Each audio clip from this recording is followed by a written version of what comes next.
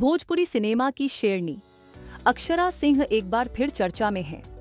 इस बार मुद्दा पवन सिंह और अंजलि राघव के बीच बैड टच वाले विवाद का है।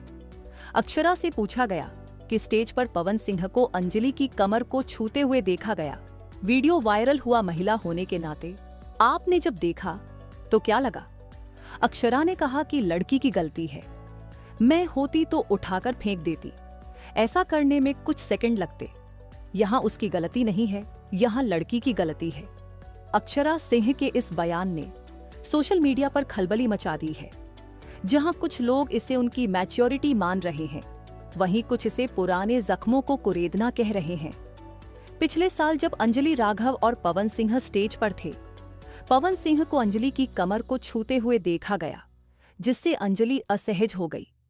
वीडियो वायरल हुआ, विवाद बढ़ा तो पवन सिंह ने माफी मांगी। बने रहें सरस सलील के साथ।